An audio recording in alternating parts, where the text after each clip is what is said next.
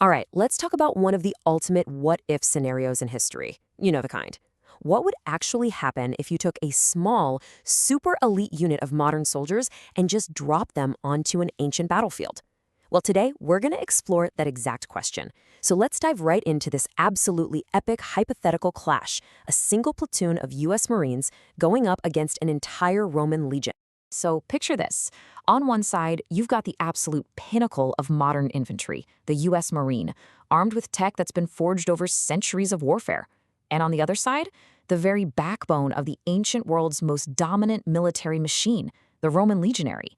These guys were masters of disciplined, brutal, up-close and personal combat. I mean, the gap between them, it isn't just a few years, it's entire worlds of warfare. And against this massive ancient force, what are we pitting him against? Just 43 Marines. That's it, a standard rifle platoon. I mean, that's barely enough people to fill a classroom, and they're being tasked with facing an entire army. And that army? It's a full-strength Roman legion. We're talking 5,000 hardened, battle-tested soldiers. Now, do the math. That's a numbers disadvantage of more than 116 to 1. Just think about that.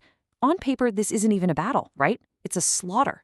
But as we're about to see, warfare is rarely, if ever, fought on paper. Okay, so to really wrap our heads around this impossible fight, we've got to break it down. We're going to start with the clash of eras. Then we'll get into the tail of the tape. After that, we'll look at the Marines' edge, their technology, and then counter that with the Legion's endurance. And finally, we'll explore the brutal reality of what we're calling the final stand. You see, this isn't just about soldiers fighting soldiers. It's a collision of two completely different philosophies of war.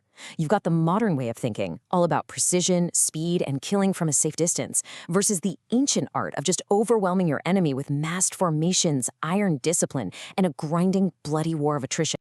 All right, so let's get down to the nitty-gritty. When you actually compare these two forces head-to-head, you really start to see the incredible, almost unbelievable disparity we're dealing with here.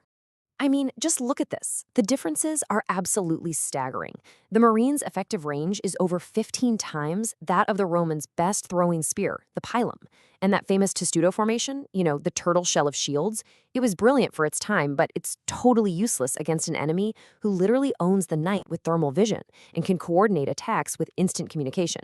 So really, it all boils down to this one stark trade-off: overwhelming technology versus just overwhelming numbers. So even though they're outnumbered more than 100 to 1, the Marines have some serious aces up their sleeves. And these aren't just small advantages we're talking about. These are reality-bending force multipliers that could let them completely control the terms of this fight. Okay, the single biggest factor here? It's what we call standoff range. A Marine can take out a target from 500 meters away, easy. Now think about the Legion. To even begin their attack, they have to cross 470 meters of open ground, all while under fire. This means the Marines could, in theory, fight an entire battle where the Romans simply can't touch them. So you take all these advantages together, the lethal range, the precision firepower, the coordinated tactics, and that's what even makes this a fight. They're huge. But the true absolute game changer? It's night vision. The second that sun goes down, the battlefield belongs 100% to the Marines. They can see, they can move, they can strike wherever they want with total freedom. Meanwhile, the Legion is left completely blind, fighting what must seem like terrifying, invisible phantoms in the dark. But wait a second. This isn't a completely one-sided story. The Roman Legion has one massive, undeniable, and potentially decisive advantage. And the scary part is, it perfectly exploits the Marines' single greatest vulnerability. There's this quote, it's often attributed to Stalin, that just perfectly sums up the Roman strategy here. Quantity has a quality all its own. Think about it.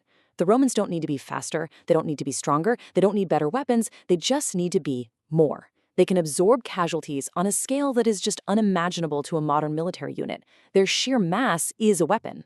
And this brings us to the ticking clock. The big problem for the Marines? Logistics. Yeah, they start out with a full combat load of ammunition, and they're going to be devastatingly effective at first.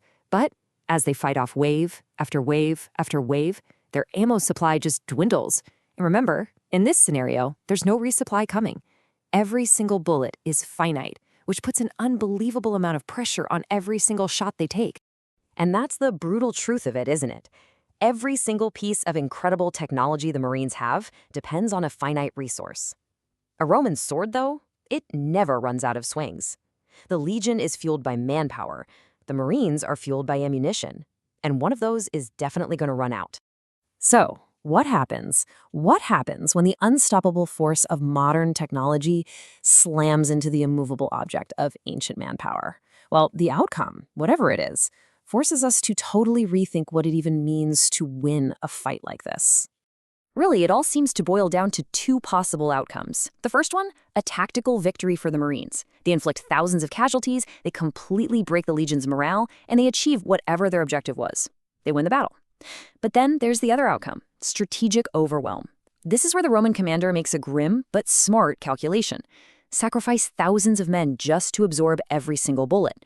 Weather the storm until the terrifying noise stops, and then send in the rest to finish the job. And this is where we have to redefine what winning even looks like for the Marines. It's not about killing all 5,000 legionaries. That's probably impossible. It's about achieving a specific mission. Maybe they just need to defend a position for a certain amount of time. Or maybe their goal is to eliminate the Roman command structure to shatter their cohesion. See, victory for them isn't annihilation. It's completing that mission before that clock and their ammo runs out. So in the end, this whole fantastic scenario really boils down to a fundamental question of warfare itself. When a small, technologically supreme force goes up against an opponent with near limitless endurance and a willingness to accept just unimaginable losses, what decides the outcome? Is it the power to kill from a distance? Or is it the simple, brutal power of just staying in the fight? It's a question that echoes all the way from ancient battlefields right up to the conflicts of today.